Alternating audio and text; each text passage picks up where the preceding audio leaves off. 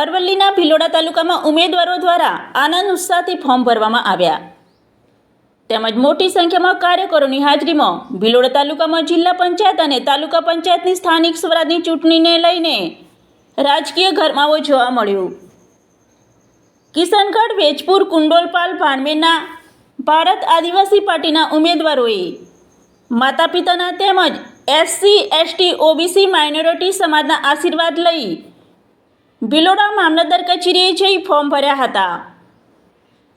કિશનગઢ તાલુકા પંચાયતની સીટ પર ધનેશ્વરભાઈ લટા, વેજપુર સીટ પર જગદીશભાઈ નીનામા, ભાણમેર સીટ પર સજ્જનભાઈ અસોડાએ વિજય મુહૂર્તમાં પોતાનું ઉમેદવારી ફોર્મ ભર્યું હતું। આ પ્રસંગે તાલુકામાંથી મોટી સંખ્યામાં ભારત આદિવાસી પાર્ટીના ઉમેદવારો ઉપસ્થિત રહ્યા હતા તેમજ આનંદ ઉત્સાહભેર સૌનું સમર્થન મળ્યું હતું તેમજ સમગ્ર કાર્યકરોમાં ભારે ઉત્સાહ જોવા મળ્યો હતો। Bureau reporter Jyotika Kharadi, Aravalli. ભારત આદિવાસી પાર્ટીમાંથી સીટ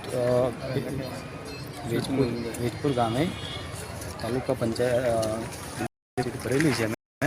હવે વેજપુરનો સ્થાનિક દાવેદાર બી છું અને વેજપુરની પંચાયતની સીટ બી છે।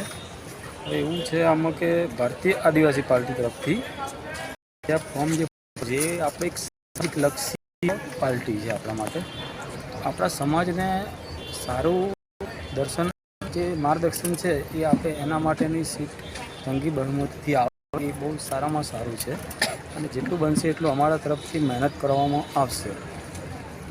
જય જોહાર, જય આદિવાસી।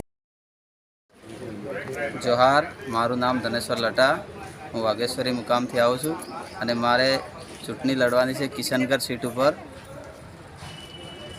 ભારત આદિવાસી પાર્ટી તરફથી અને અમે જીતશું તો અત્યાર સુધી કોંગ્રેસ, ભાજપ, આપ કોઈ પણ પાર્ટીને નથી કર્યું એવું કરી બતાવશું અને અમારા ગામડા આવે છે બેડાસણ, કિશનગઢ, ઇન્દ્રપુરા, વાઘેશ્વરી। તો જેથી આ તમારા ચેનલને માધ્યમથી આ ગામના ભાઈઓને શુભેચ્છાઓ પાઠવું છું। જોહાર। મારું નામ અસોડા સજ્જન કુમાર છે, હું ભાણમેર ગામથી આવું છું અને મારા જે આદિવાસી પાર્ટી જે આપણા આદિવાસી કોમ્યુનિટી માટે જ્યાં સુધી આગળ સુધી જાય ત્યાં સુધી આપણે જવાડવાનો પ્રયાસ કરીશું અને મારી ભાણમેર સીટ છે, એમાં સીટમાં મારા ટોટલ ગામ છે ભાણમેર, બાવળિયા અને જેતપુર।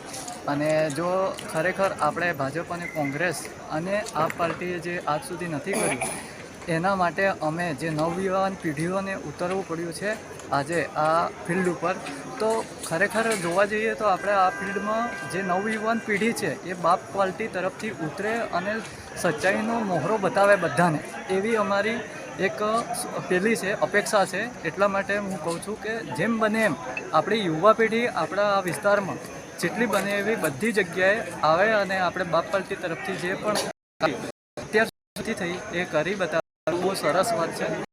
જય જોહાર, જય આદિવાસી। જય જોહાર।